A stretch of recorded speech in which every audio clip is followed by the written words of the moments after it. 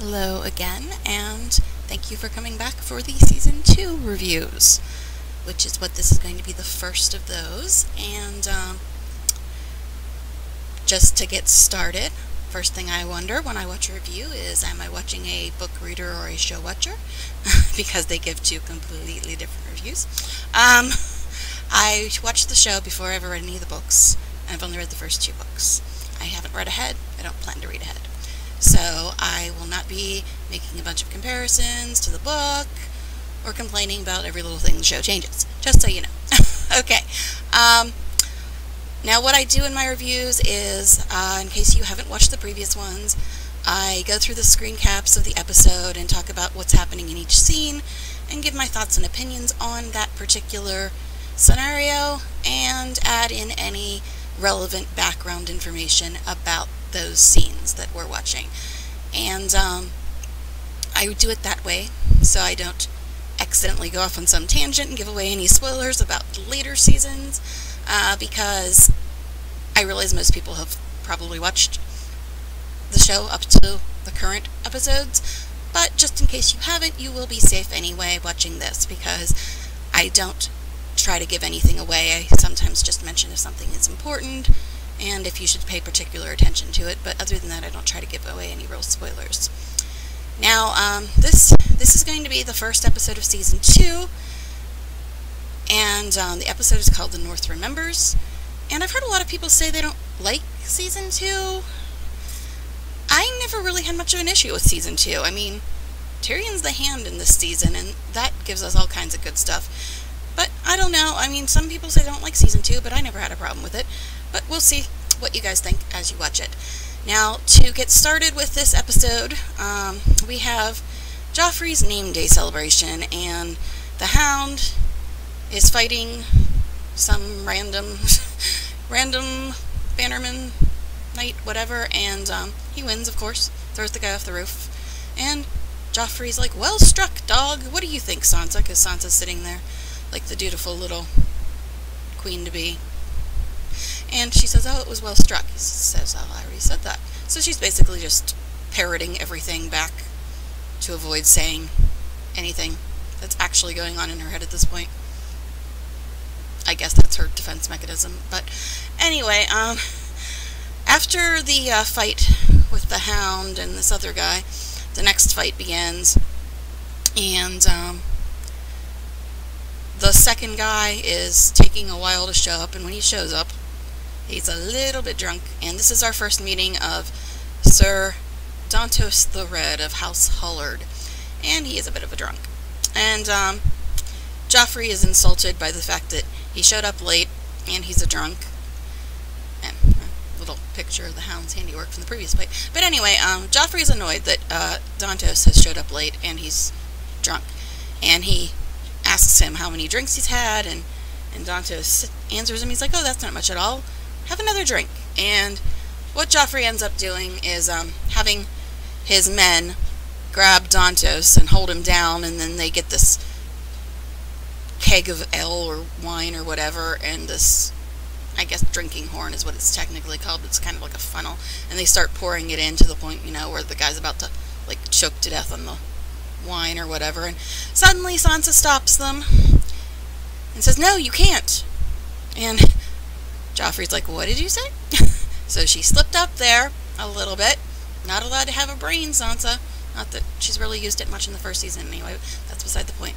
Anyway, so, and then she tries to, like, cover up her disagreement and says, "Oh, it's bad luck to kill somebody on your name day. That's all I meant." And Joffrey's like, "Well, that's just a stupid a peasant's tradition," or whatever, you know, writes it off. Because, you know, Joffrey's all about, hey, let's kill people, it's fun. But anyway, like her dad. But, so the Hound backs Sansa up and says, "Oh, she's right, it is a tradition that you reap whatever you sow on your name day," or something along those lines. And Joffrey's just like, "Oh, whatever, fine, we'll kill him tomorrow."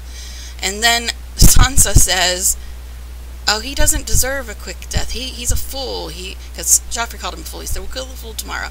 And she's like, 'You're right. He's a fool. He doesn't deserve a quick death, and you should just make him your fool.' because he'd make a better fool than a knight. So basically she sits here and tries to twist it around and save Dantas by having him made into a fool instead of killed, and making it think that it's Joffrey's idea to do this. So she is trying to play the game, although admittedly there's a lot of people that are way better at it than her. But anyway, and then after all this, Tyrion comes back to King's Landing, and you know how well Tyrion and Joffrey get along. And of course Joffrey's like, what are you doing here? And he says, oh, you know, we were looking for you on the battlefield, but you were nowhere to be found. So Tyrion's making all these digs at Joffrey, but, you know, and then Joffrey says, oh, I was running the kingdom, and Tyrion's like, oh, what a fine job you've done. So he is making a lot of little insults towards Joffrey, but making them sound like they're not insults, although anybody with half a brain knows that they are. So that rolls out Joffrey, and probably Sansa. But anyway, and so Joffrey wants to know why Tyrion's back. And Tyrion doesn't really tell him much, and he apologizes to Sansa and says sorry for your loss, and Joffrey's like, her father was a traitor. And he's like, but he's still her father, and you should know how that feels considering you just lost yours, right?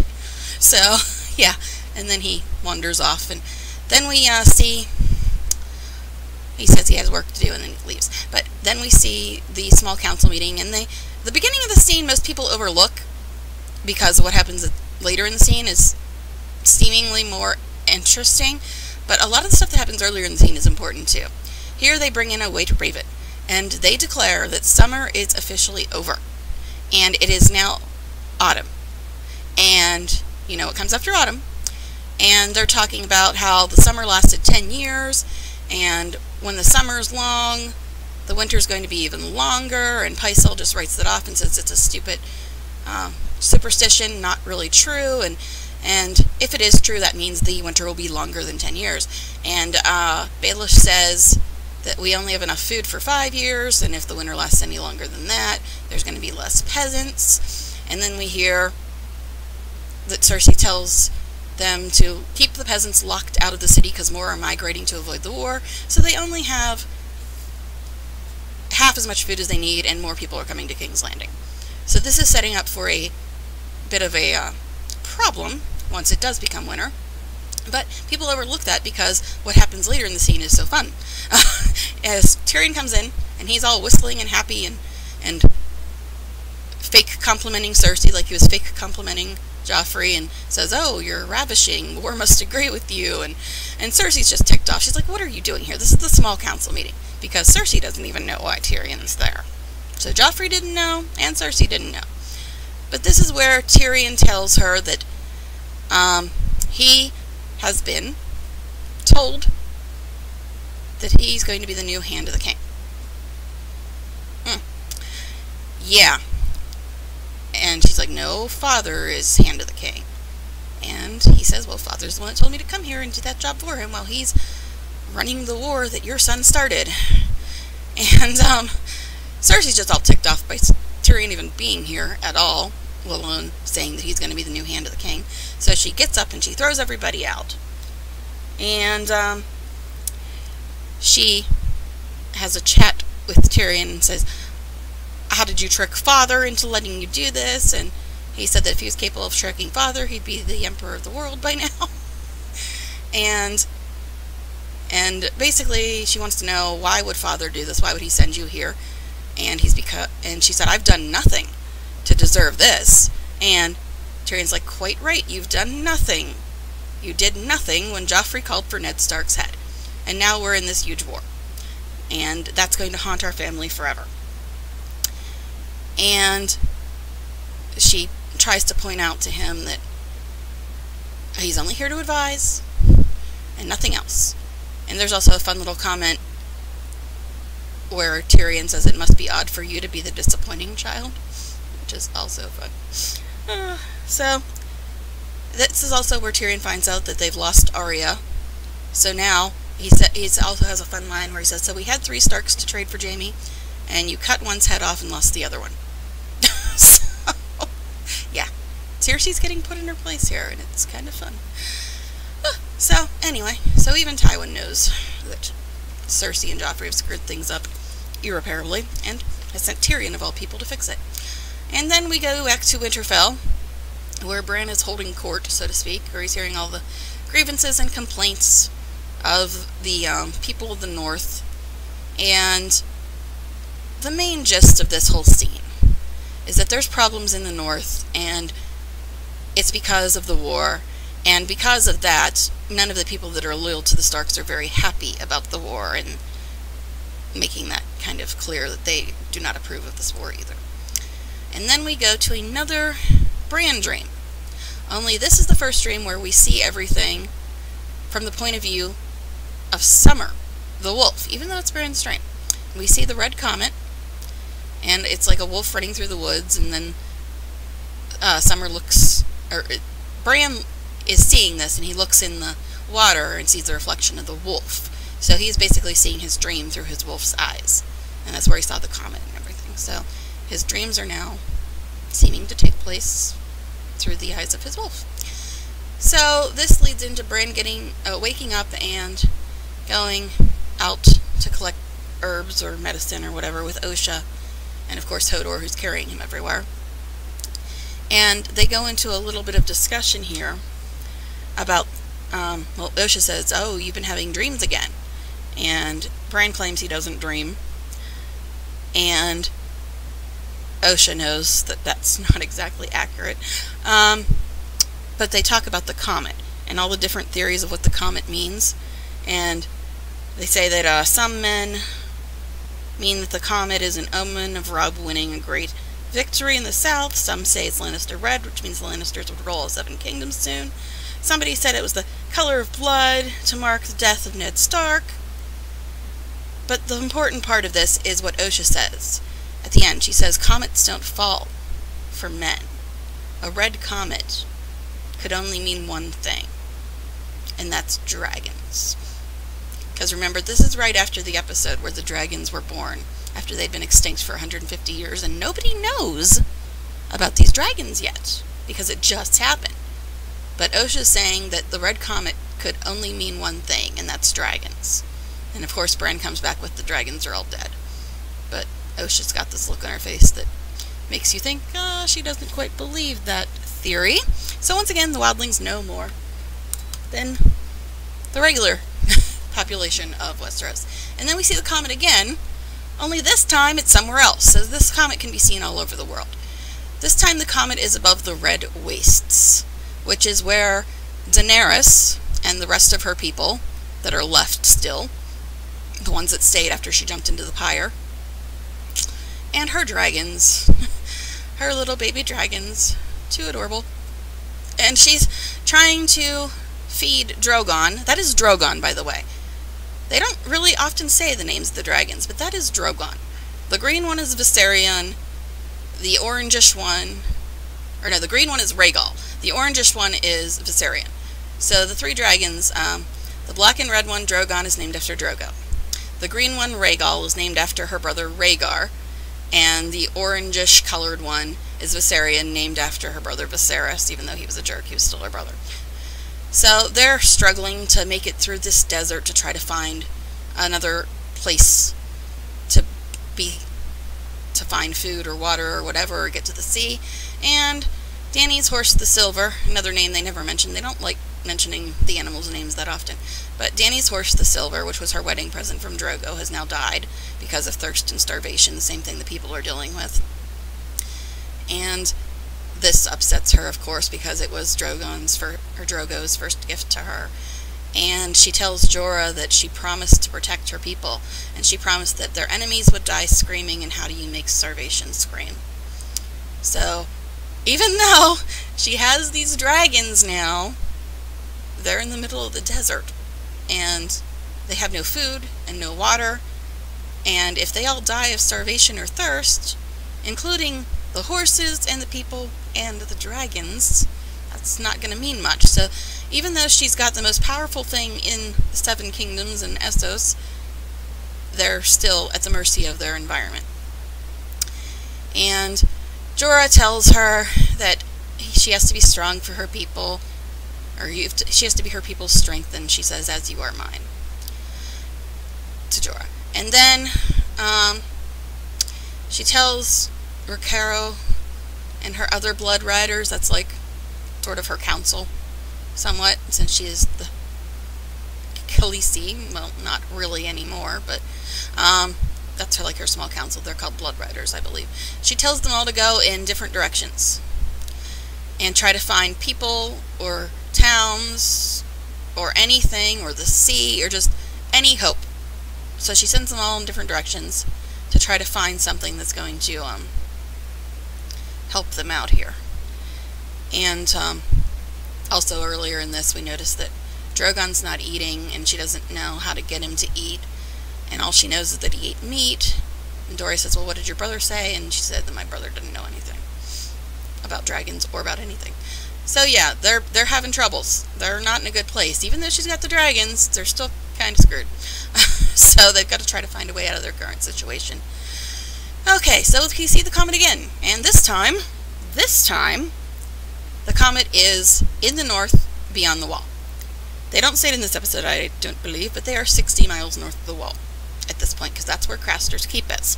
So this is the Night's Watch getting to Craster's Keep. There's going to be a few more scenes at Craster's Keep, but this is just our first introduction to Craster. He is a wildling who occasionally helps the Night's Watch because he's only 60 miles north of the wall, but he always helps them in return for other things.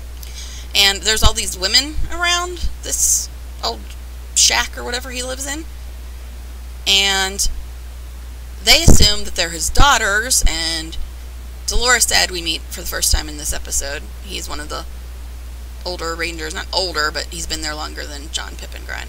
And he says, "Don't look at them, keep on pretending they're not there, the girls."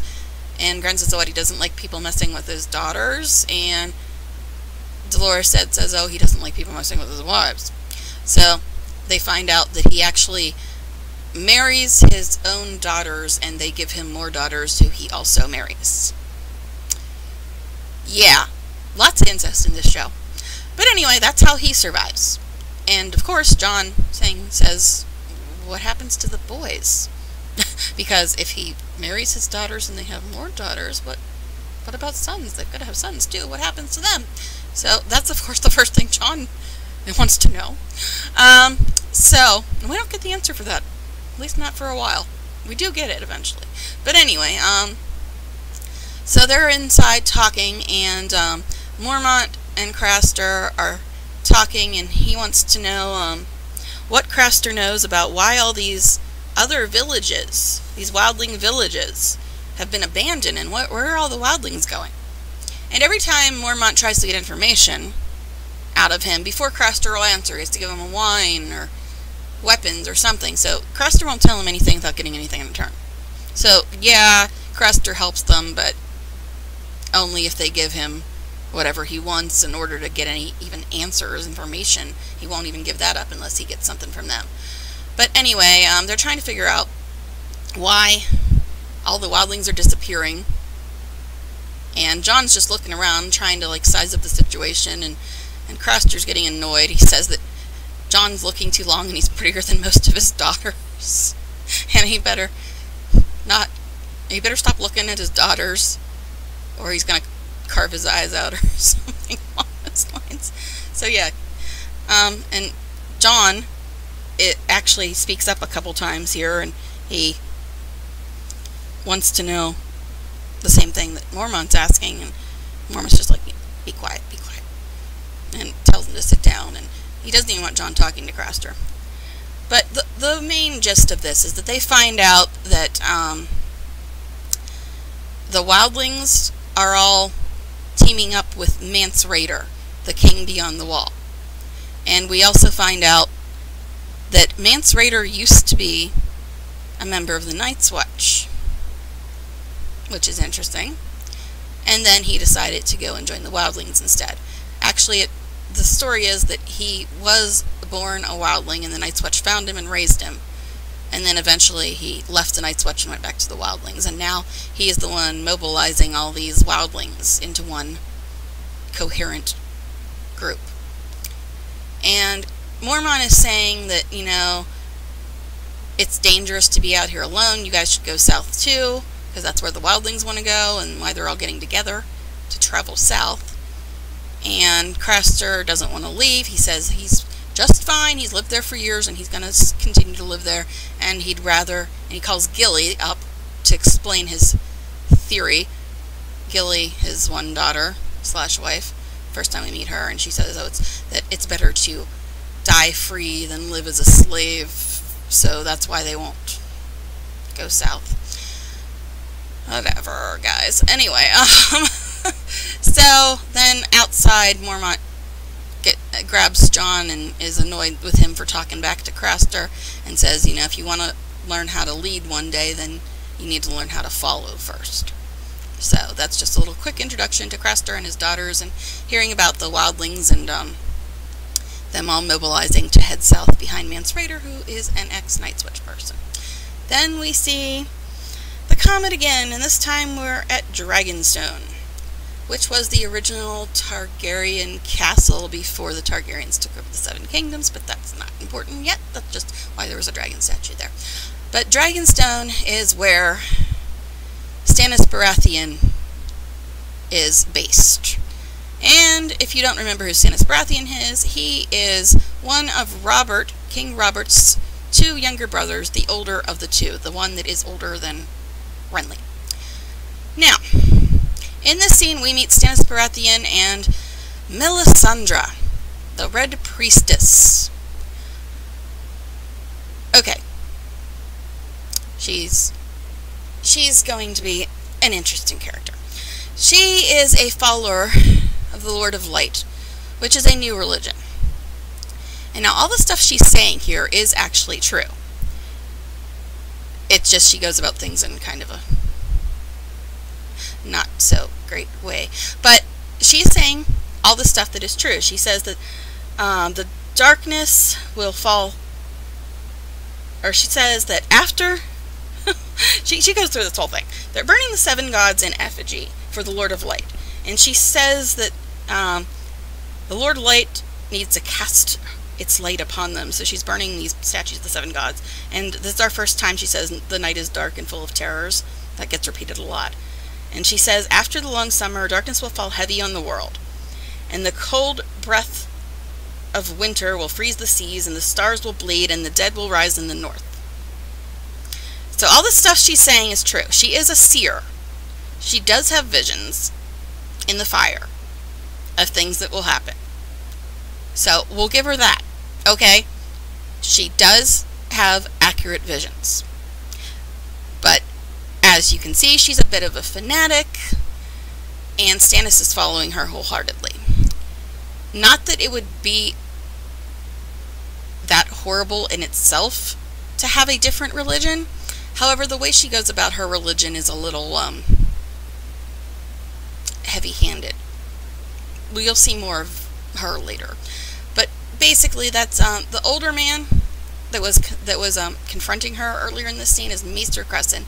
Don't think they actually say his name in this scene, or actually in the show at all. But she's saying that this, she's talking about this prophecy where some warrior will draw a sword of light, or sword of fire, and the sword we call Lightbringer, and he's a warrior of light, and he's going to save the world, and whatever. And she believes that this is Stannis. Don't know where she ever came to that conclusion, but anyway, she believes it's Stannis, and that's why she's with him. And Crescent's just unhappy about this whole new religion thing. I mean, Melisandre's religion is one thing, it's just the other stuff that she does is a problem, not necessarily the religion itself, because we will meet other followers of the Lord of Light later in the series, and they're not quite like Melisandre. She runs things a little differently. But it's not just the religion that's a problem, it's the way Melisandre does things. But anyway, she believes that Stannis is going to save the world, and she believes he's the true king, and, well, that's only true if you go with the theory that Robert ever had any claim to the throne. But anyway, Crescent is talking to Davos, and Davos is Stannis' right-hand man, Davos Seaworth. And he is telling Davos that he needs to tell him not to follow this lady and that she'll lead him into a war that they can't win and all this other stuff. So, no, Davos and Crescent aren't very happy about Stannis following this Red Priestess. And we're going to get a lot more of them later, but this is just a little introduction to them. And in here, Stannis is sending letters, ravens, messages, out to all the different lords and ladies of the Seven Kingdoms, telling them that Joffrey, Tommen, and Myrcella are not Robert's children, and they have no claim to the throne, and that Stannis is the true king. And he says he's not going to make the same mistake that Ned made by only telling one person. And he's going through this whole thing where, oh, don't call him my beloved brother in the message. I didn't love him, and don't call him Jaime Lannister, call him Sir Jaime Lannister the Kingslayer, because he's a knight, but that's what he is, and he's just being all picky with all the wording and wants it to be all exact, and, you know, don't say I love my brother when I didn't. But the point of this scene is that Crescent is putting some poison into a glass, and Davos sees this. So Crescent is taking it upon himself. He wanted Davos to confront Stannis because he knows that Davos is the only person that Stannis will listen to. But Davos just says that he will follow Stannis, and he doesn't say much else there. So Crescent takes it upon himself to try to get rid of Melisandre, because he believes that Melisandre is a fanatic who will lead Stannis to his own death and into a war they can't win, as he said earlier. And so, since Davos isn't speaking up, Crescent decides to take it into his own hands, and he puts some poison in a glass. And during this, they're also talking about Davos tells Stannis that he should make peace with Renly, and he says, I'm not going to make peace with Renly as long as he wants to be king. And he says, well, at least make peace with Robb Stark. He said, I ain't going to make peace with Robb Stark, he wants the North. So he's just not going to bend on anything, no matter what, even though they're all outnumbered by all these other people. So, then we get to the point where Crescent says, okay, let's propose a toast to our impending victory, or something along those lines. And Crescent is so intent on killing Melisandre that he goes up to propose the toast, and he actually drinks the wine first, before handing it to Melisandre, in the hopes that she'll see that it's safe to drink, and drink it before, you know, she notices that it's not safe to drink, and Crescent falls over. And Davos is seeing this, and he tried to stop Crescent from doing this, but he didn't really speak up much. He's just like, don't do it. But Crescent did it anyway. So he got up and he drank the poison and hands it to Melisandre, and even after Crescent's nose starts bleeding from the poison, Melisandre doesn't even blink, doesn't flinch, and she takes a sip of the same wine. She doesn't even care that this guy just drank poison wine, and she goes ahead and drinks it herself. And then Crescent falls over dead. And Melisandre is perfectly fine, even though she drank the same poisoned wine as him. And all she says to explain this is that the night is dark and full of terrors, but the fire burns them all away. So, she can drink poison without dying. This girl does have some real powers. And like I said, there are other followers of her religion who don't do things quite the way she does them. So the religion's not the problem. And it's not like it's a fake religion, because there is obviously some power she's got here, where she can drink poison and be fine. And you can also see, when she looks down at the Crescent dead, her ruby necklace lights up a little bit. So she does have some power, even though the way she goes about things is not always a good way to go about things. Then we go back to Robb's camp, and let's see what's going on with Robb. He is going to talk to Jaime, who is still prisoner. And, once again, Jaime is, you know, being a smart aleck, and he's asking Robb, why do you drag me along from camp to camp? Are you fond of me? I haven't seen you with a girl, is that it? He's kind of flirting with Robb, too, the way he was flirting with Catelyn. But, you know, he's just being a smartass because that's Jaime. And Robb explains to him that if he left Jaime with a bannerman, the bannerman would probably be found out and get some message from Tywin being offered some huge reward for turning Jaime in, and then he'd lose Jaime. And Jaime's like, oh, you don't trust your bannerman? And Robb says, oh, I trust them with my life, I just don't trust them with your life. And then he brings his wolf Grey Wind over while he's chatting with Jaime. And we can see Grey Wind, and the other wolves as well, but Grey Wind's the only one we see in this episode, I believe. Grey Wind has gotten a bit bigger. Bigger. Yeah, he's a bit large. At this point, anyway, Robb is talking about the fact that they've all received these ravens now from Stannis, saying that they know that Cersei's kids are actually Jaime's kids. And that means that they don't have any claim to the throne. And Jaime says, oh, well, that would make Stannis the next king. Guess that's convenient for him. And, you know, he's trying to discredit it. And Robb says, my father learned that, and that's why he was killed, right? And that's why you pushed Bran out the window, because he saw you with the queen. That's what happened. So Robb has pretty much put everything together now. And Jaime's like, well, you don't have any proof of that. That's just, you know, gossip. And he is not listening to Jaime. He's like, this is what happened. I've got it all figured out now. And Robb tells him that he's going to send his terms to King's Landing. And Jaime says that his father won't negotiate. You don't know him very well if you think he's going to negotiate. And Robb's like, no, I don't know Tywin very well, but he's starting to know me. And Jaime says, well, 3 victories doesn't make you a conqueror. And Robb says, well, it's better than 3 defeats. And he walks away at that point, and Grey Wind moves up to Jaime and growls and snarls right in his face, and Jaime looks a little bit unsure of what that wolf's planning on doing to him. But that's pretty much where we leave that little scene. And so basically we're seeing that everybody's getting these messages about Cersei's children not being heirs to the throne at this point. And Robb is sending terms to King's Landing now and all that. And then we go back to King's Landing, and we see Shae getting settled in to her new quarters that Tyrion's going to be keeping her in. And she's just loving it. She's just thrilled about being here at King's Landing, and she loves everything about the city, even though it like stinks and it's crowded, and I mean it's already crowded, and you heard that more people are coming because they want to try to get away from the war, and they think King's Landing is the only safe place.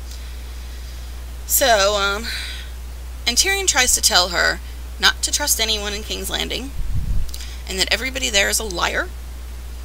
And he says there's good liars, bad liars, 1 or 2 great liars. Of course, he's talking about Varys and Littlefinger. And he's basically just telling Shae, be careful, you can't trust anyone, and they're all liars. And she says, oh, you're a liar. and she says, you're the biggest little liar I've ever seen. And Tyrion's like, I'm not a liar. The reason I'm so small is because I'm being crushed by the weight of the truth. So, here, I don't want to get into spoiler territory here, but I would recommend, if you haven't already watched the entire series, like up to the end of season 4, I would, for those of you who have seen the end of season 4, you can see what I'm talking about. If you haven't seen the end of season 4, then you probably don't understand this, but I will tell you, once you watch all 4 seasons, go back and watch this scene. It's frame for frame almost the exact same positioning of characters and their placement and everything that happens in another scene at the end of season 4, which I never noticed when I first watched this, but having just watched season 4's finale, if you go back, there's many callbacks to a scene at the end of season 4 and that scene. Just hear me out. If you've already seen it, you know what I'm talking about. If you haven't, go back and watch it after you've seen all 4 seasons. Anyway, then we have this scene that, book people hate this scene. I can see the argument they have. I really didn't care when I saw it because I really don't care about Littlefinger at all. I hate him. So basically in this scene, Littlefinger is acting very differently than he acts in the books. In this scene, see, I've only read the first 2 books, so there wasn't much Littlefinger in those 2 books, but anyway, the whole gist of this scene is that Cersei is telling him to go find Arya, and they're doing their little verbal back and forth, and he tells her that Varys may know, but I wouldn't trust Varys, and then she points out that, yeah, like, you're trustworthy, and she points out his mockingbird pen, and she calls him a self-made man with so many songs to sing, and he says that some people are fortunate enough to be born into the right families, meaning her, and some have to work their way up. And then Cersei rubs some salt in the wound here about how he always loved Cat and could never be with her, and he's like, oh, well, awkward situations arise between boys and girls living in the same house. Sometimes even brothers and sisters develop certain affections. And that's when she tells her guards to kill him because of him saying that. And then she's like, oh, no, I changed my mind. Because he was telling her that knowledge is power. He was basically kind of threatening her that he knows because he's gotten the ravens. And then she has her guards almost kill him, and then she's like, oh, never mind, I changed my mind. Don't kill him. And she's saying, no, power is power. So he threatens her with the knowledge about her and Jaime, and she just threatens him point blank with the fact that she's the queen. Now, like I said, the book readers, they say that this would never happen. Littlefinger would never let anybody know what kind of ammo he has against them, and it's just ridiculous. And I'm like, I can get their complaints about the scene, but like I said, it's Littlefinger. I've never had any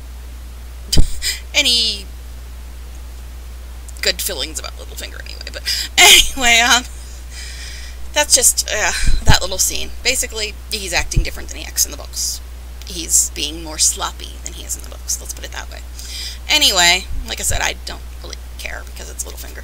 But anyway, we go back to Robb giving his terms to a Lannister cousin, Alton Lannister, I guess his name is. Not really a big character. But Robb's terms are, the Lannisters need to release his sisters, send their father's bones back to them so that they can be buried in the crypt, and the bones of all their servants. And Joffrey and Cersei are to give the North independence, and none of Joffrey's men are ever allowed to set foot in the North, or else they'll be killed. And he says, and I don't need a servant to do my beheading. And if they don't meet their terms, that he's going to litter the South with Lannister dead. And Alton Lannister says, but Joffrey's a Baratheon. And Robb says, oh, is he? So, yeah. He's basically giving these terms that he knows are never going to be met. So he's just, telling them, well, you really want to avoid a war? Here's what you got to do. And he knows they're never going to do it anyway. So it's basically just for show. He knows that they're not going to meet the terms and the war is going to continue. But that's what he sends this kid back to King's Landing with, that message. And then we have after that is Theon and Robb talking, and Theon points out that they can only capture King's Landing with ships, and that his father Balon Greyjoy has ships. And he's trying to get Robb to allow him to go back and get his father to give them ships so that they can attack King's Landing, because they need to attack King's Landing and not just fight elsewhere. They need to go after King's Landing itself. And then after Theon leaves with this idea to go back to his father and get ships, Catelyn comes in and says, we don't want the Greyjoys as an ally. They are rats. They rebelled against the throne already. They are not trustworthy. And she's telling him this is a bad idea. The Greyjoys will not make good allies. They will stab you in the back. And reminds him that they rebelled. And he says, well, I'm rebelling right now. You married one rebel and fathered another. And she says that she she mothered more than rebels, and brings it back to she wants her daughters back. And that's all there is to it. She just wants her daughters back. That's all she wants. And says that she's been away from Bran and Rickon for too long, and she wants to go back to Winterfell to be with them. And Robb says, no, you're not going back to Winterfell. And he wants her to go to the Stormlands, which is where Renly Baratheon is, and get Renly to develop an alliance with them, because Renly's got 100,000 men. He's got a huge army. Tywin only has 50,000. I think Stannis has even less than either of them, and Robb has less than either of them. I think Robb has the 18 to 20,000, if that. And Renly's got 100,000, and Tywin's got even less than that. I believe they say that Renly outnumbers him, and that they need Renly on their side in order to win. So he's sending her because he trusts her more than his bannermen. And the only way they'll beat the Lannisters is with Renly's help. So, because of that, Catelyn agrees to go and talk to Renly. And then we go back to the throne room, and Joffrey is redecorating. He doesn't like the vines and flowers. He thinks the Targaryens had better decorations. So he's getting rid of all them and making it all dark and evil looking in there. The point of this, though, is that Arya tells him that we need to find Arya, and that they'll never give them back Jaime for just Sansa. And Joffrey says, oh, they might, they're weak, they put too much value on their women. He says this to his mother. Not that she's the best example of a female to rally behind, but still. Anyway, she says that they need to send their armies to find Arya, and if he just asks Tywin, and he says a king doesn't ask, and he says, besides, grandfather, Tywin, his stupidity is why Jaime got captured. And she says that Jaime's life is in danger. And he says, oh, all our lives are in danger. We're at war. So he doesn't even care about his uncle, aka father. And he says, oh, you know what? I heard a disgusting rumor about you and Jaime. Is that true? Because obviously you care about him. Like, it's strange that she cares about her brother. I mean, yeah, their relationship's strange, but just because she voiced concern over her brother's life, he brings it back to, I heard a rumor about you and Uncle Jaime, and did father have other children? And did he sleep with other women when he got tired of you? And Cersei smacks him when he says this. Yeah, Cersei smacks him. One of the few times you cheer for Cersei. But within a second, you're like, ooh. Because Joffrey looks at her and says, what you just did is punishable by death. And you can see it on her face. She's scared that her son might actually sentence her to death. That's, yeah, she's at the point where she thinks that her son could possibly be far gone enough that he would sentence his own mother to death. And she actually looks scared for once in her life. So yeah, she's beginning to see he really is the Mad King, and she might get herself killed if she says anything to him at all about anything and disagrees with him in any way, because he's just that nuts. So Cersei's even starting to realize this kid's a monster. He's too far gone. I can't even get through to him. So that's a bit of a revelation for her. And he says it's punishable by death and she'll never do it again. And he walks away. So that is that scene. And then we follow up on part of that scene where Joffrey is asking if Robert had other children. And the way the show ends, well, we get a little bit of, this is just the beginning of that scene. Roz is basically now the one training the prostitutes, and she's quoting Littlefinger word for word when this new prostitute, Daisy, comes in. So she's basically just mimicking all the stuff that Littlefinger had said to her and the other girl when she first arrived in King's Landing. She's basically taking on Littlefinger's role at the brothels. And then the City Watch comes in. And she's like, oh, good to see you again. And they start searching for something. She's like, you do know this is Peter Baelish's brothel, right? Because he's on the small council, and why would the City Watch be coming to look for anything in his brothel? Because, you know, they're on the same side. But the City Watch guy, Janos Slint, doesn't say anything. And then they just go in and they grab that prostitute that Ned was talking to. The one with the baby girl, Bara. The one who said that she didn't want anything from Robert and just liked him. And that's who was the last person Jon Arryn spoke to before he died. And then Baelish took him to talk to her. So they bring out her and her baby, who is Robert's bastard daughter, Bara. So the City Watch went in there and grabbed this infant child of a prostitute, who is Robert's bastard daughter. And they basically kill the baby. So they rip her out of her mother's arms and kill her right there. And then they do this whole montage of the City Watch basically searching the entire city, going through and killing all these little babies and these little kids, who are all, we can assume, Robert's illegitimate children. So they're basically just going on a killing spree and killing every one of Robert's bastards, babies, and little kids included. So apparently Joffrey is a little concerned about Robert's other children. So maybe he does believe that disgusting rumor about Uncle Jaime, huh? Because everybody's heard it by now. So this is his reaction.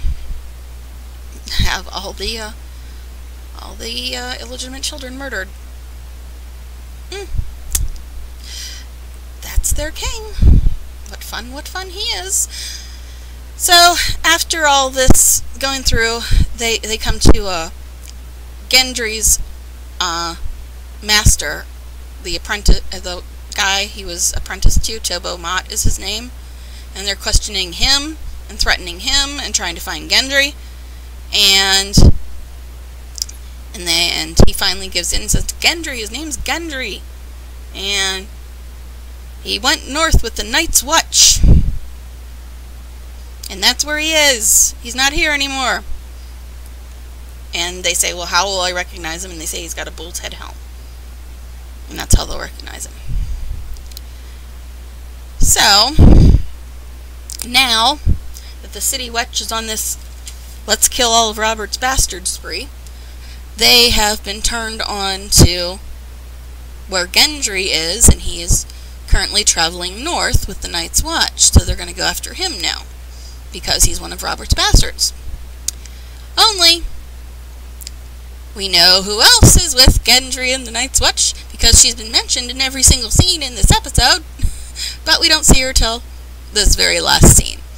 So the City Watch is now going after Gendry, who happens to be with Arya, who is somebody that the Queen wants to capture as well. And that's where we're left in this episode. The City Watch is going after Gendry, who happens to be with Arya, who the Queen also wants. There you go. The season premiere of Season 2. The North Remembers. So there you have it. And that's how we start Season 2. So, yeah. Anyway, like I said, a lot of people say they didn't like Season 2. I didn't have a problem with Season 2. I mean, there's the complaints about, you know, the way Littlefinger is portrayed, and he's much more subtle and careful in the books, so people don't like the fact that he would give away any of his plans to anyone, especially the Queen. So people have a problem with that, and I can see it. I mean, I never really paid much attention to Littlefinger, so it didn't really matter to me. But I can see that he is portrayed not exactly that true to his character on the show. But it is what it is, you know? And it's an adaptation, so things change. And like I said, I consider myself a show watcher, even though I've read the first 2 books and I plan on reading the rest of them at some point. I don't like reading ahead, so I don't want to spoil anything. So, I consider myself a show watcher, even though I've started reading the books and plan to continue reading them. But I don't have as many little nitpicks and complaints. Another problem they have with this season is Daenerys' storyline. It was a little bit different in the books, but I didn't really have that big of a problem with it either. And there's one thing I'd like to see a little differently done with Daenerys this season, but it's clean at the end, so it doesn't really... Like I said, I'm not one of those people that sit there and compare and contrast and complain about every little difference. So, I continue to enjoy it, and hopefully you'll continue to watch the reviews and enjoy it as well. See ya!